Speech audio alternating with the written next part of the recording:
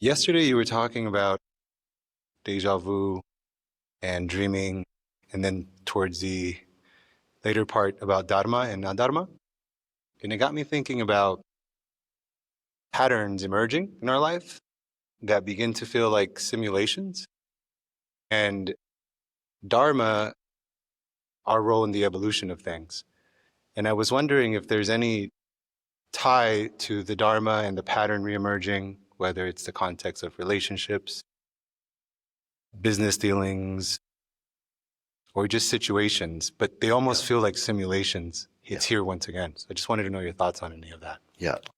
The secret of being wise is to have pattern recognition. Pattern recognition is the hallmark of being wise. Someone who's not wise, who's constantly like, what? What? What? They turn on the tap and water comes out. I go, oh God, what? You know, you know, whoa, I can't take it. But that's been happening all the time. They just didn't notice the pattern. So they're bigger patterns, and everything is cyclical. Little cycles inside of bigger cycles, inside of bigger cycles, inside of bigger cycles. Absolutely everything is cyclical. Anytime anyone goes, oh, all right, this is it, this is the end. That's not wisdom. No wise person ever said that. Oh, this is the end. Oh, this is it. Okay. Well, now we're done. You know, cyclical. And pattern recognition. So to get pattern recognition, we have to have the ability to zoom in and zoom out contextually, to have that contextual capacity to go, okay, 10 years, all right, 100 years, all right, 1,000 years, how far do I have to go? 1 billion? Because the whole universe is on cyclical patterns. Everything's on cyclical patterns, from the atoms all the way to galaxies. It all behaves the same way. Vortices, spirals, spinning, orbit, from clusters of galaxies in orbit around a central black hole, all the way to the nucleus of the atom and the electrons whirling around it at dizzying speed. It's all the same thing. Everything's the same thing. But it seems sometimes that it's not the same thing because our contextual boundaries get too narrow. Now, when you want enjoyment, you can't stay out here all the time. You can't stay in massive 1 billion year context, because then somebody will say, let's go for a nice little boat ride in the lake. And you go, oh, what does it matter? The universe is expanding and contracting. You know, if you want enjoyment, you have to go localized. But when you go localized, there's a certain cost, and the cost is a wearable cost. You wear that cost. Just like, you fly in an airplane, it costs you money. Well, yeah, but you're flying in an airplane, you're not walking. So you wear the cost. The cost of zooming in contextually is it looks like you don't know what's going to happen next. You lose massive context. So the secret of life is being able at will to make yourself ignorant for short periods of time so that you have some nice surprises. If you don't know that they're going to serve some kind of Mexican-style paneer for lunch, judging by the reports that I got, it was probably a good thing that you didn't know.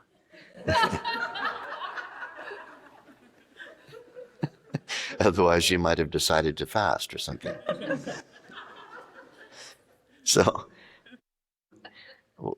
some beautiful being looks at you and says,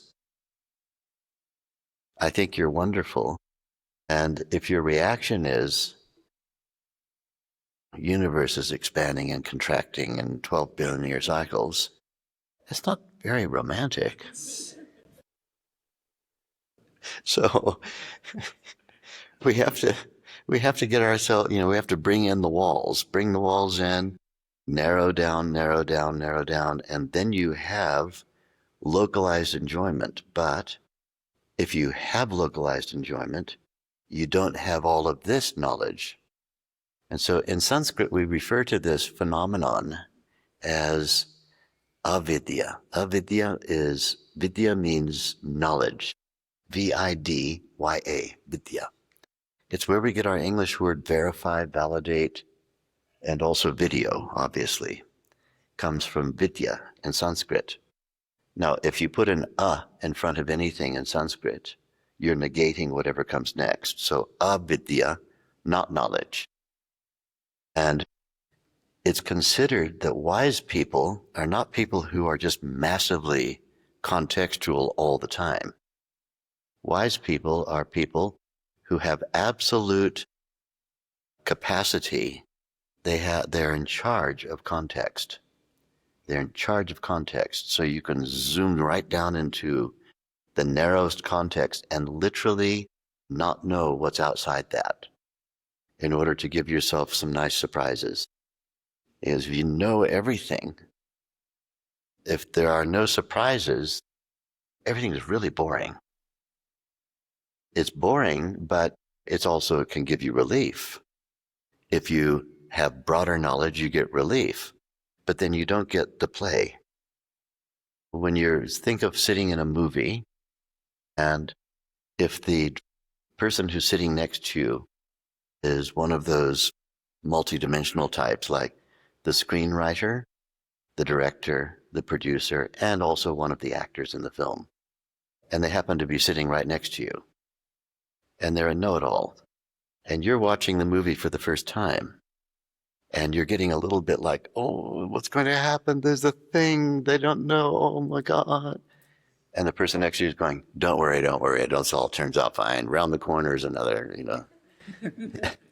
There's a rescue coming from somebody who's completely unexpected that you met in the start of the movie, and I wrote it that way. You just want that person to shut up. Because now the movie's not unfolding for you. If you enjoy the unfolding of a story, you can't skip ahead and read what's going to happen so that you can go back and be okay with what you're reading. That's a terrible way to read a story. I don't recommend it. So, but in life, sometimes things happen and you get like that place in the movie where, oh no, then you have to be able to go out here and go, okay, I get it. I have greater knowledge now. That once you have that, then the ability to move back into the boundaries again. That's wisdom. That's mastery.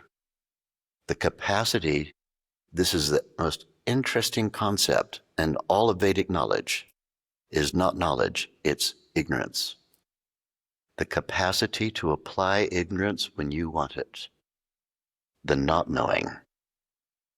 Not the ability to be out here and know. That's relatively simple. You can see all the big patterns and see everything, but there are no surprises anymore. And when there's no surprises, there's no story. If there is nothing but surprises, life is terrible. You're surprised with everything. The wind changed. Oh, the clouds came. Oh, I thought it was a sunny day. Now it's going to rain. What the heck? This constantly being surprised by every little change that's going on is dreadful. But never being surprised at all is also dreadful. So where do you find your contextual comfort? What we have to have is the capacity to move in and out at will. You wind the wheel and you say, I think I'll give myself some more ignorance now. I'm going to put myself in the I don't know position. Because it's kind of fun not to know. With AI and iPhones and everything, everybody's like, what was the name of that actor in that movie? And everybody pulls their phones out. And sometimes I like to say, in a crowd like that, hey, let's just not know. Let's not know for a while. Let's see. What would it be like not to know? see if your brain works, see if anybody can remember, or just live in suspense for a minute. It's kind of fun living in suspense. If you absolutely know everything all the time, and I get people saying this to me all the time who relatively new meditators, they'll sit down with me and they'll say, Thom, where's my life going? And I'll say, you tell me a few things. And they'll go, why should I? Because Thom, you know.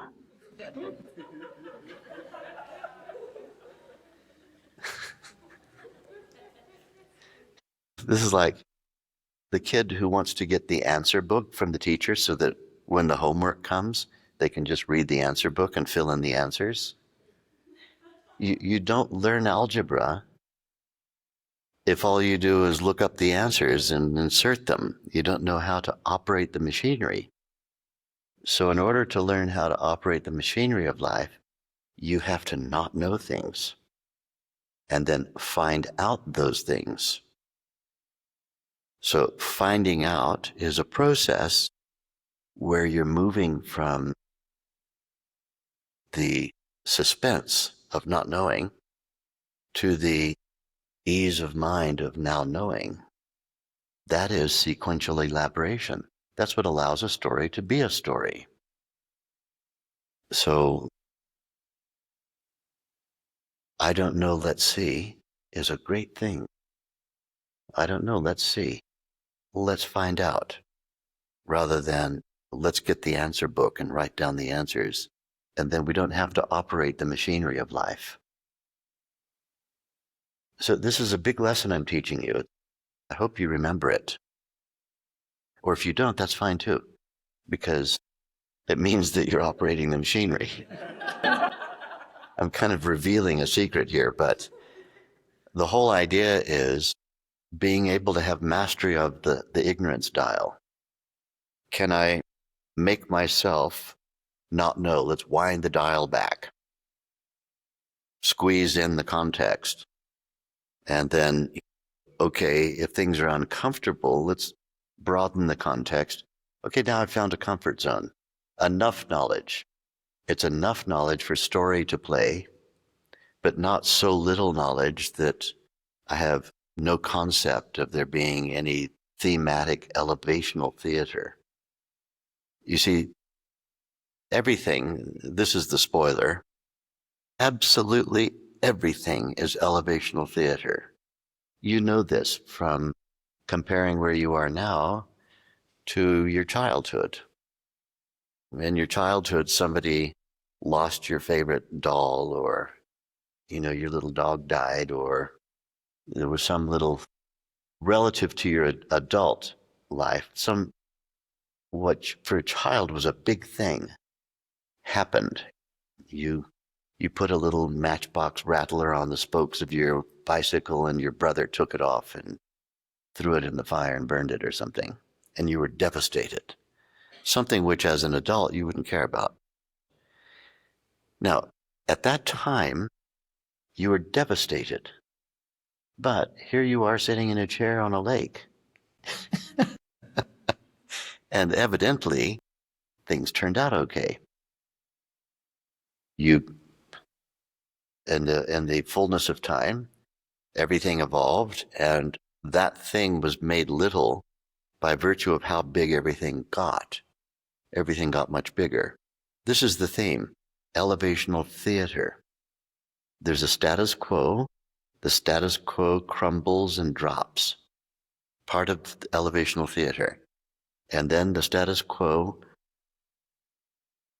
a new status is built, and there's an elevation, a climb.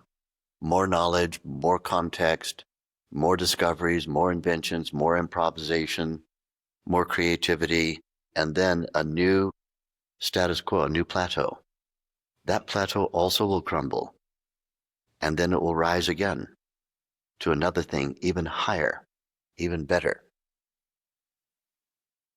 And so I'm trying to do it in your direction. Go from right to left.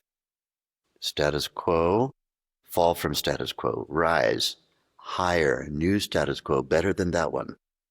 Now this will fall, and this will rise, new status quo. There are three parts, and every storyline: status quo, fall from status quo, rise, new status quo, fall, rise, new status quo, fall, rise.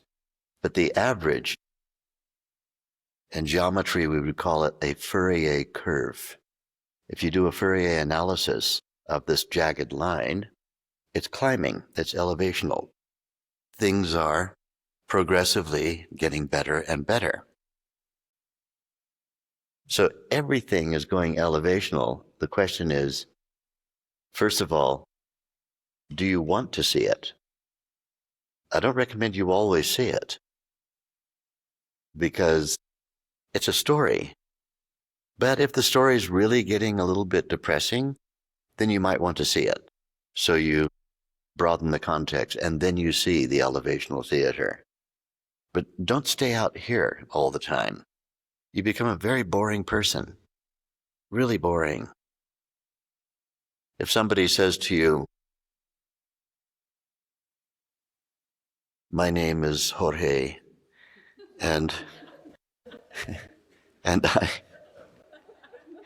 I'm the inventor of the successor to the iPhone," and you go, "I know." "How did you know? Nobody in the world knows it except me." "Yeah, I know everything." Well, it so happens that you and I share a great-great-great-great-grandfather. "I know." You're turning into a real know-it-all person? So boring. Not only is it boring, there's no role for you in that person. If somebody is 100% like, I know, yeah, I know. Let me tell you what it's really about. It's about the billionaire universe thing. They don't have any need that you can serve. If someone doesn't have any need that you can serve, then there's no place for you. You're not needed. And if you're not needed, then what's the relevance of any interaction with this know-it-all person? So we have to have, interestingly, a sufficient amount of ignorance in order to be lovable. And we'd all like to be lovable, right? If you absolutely know everything, you lose your human relatability. There's nothing that anybody can do for you. You're too self-sufficient. And that's irrelevant. It's irrelevant to be like that. So this is just, a warning as you get more and more knowledgeable, not to turn into a know-it-all. It's good from time to time to bring your contextual boundaries in and live in the I don't know zone. Don't know what's going to happen. Just the right balance of I don't know and I know. The right balance. And where is that balance? It's different in every situation. And then this comes back to your question about dharma. What is it that is dharmic to be? It's not at all times a know-it-all that knows everything, nor is it at all times an ignoramus who never knows anything. It's a fluctuating reality. It's a fluctuation zone. It's a flow and a flux. So that's the whole story. Elevational theater requires a plot that's not known by everybody who's reading it.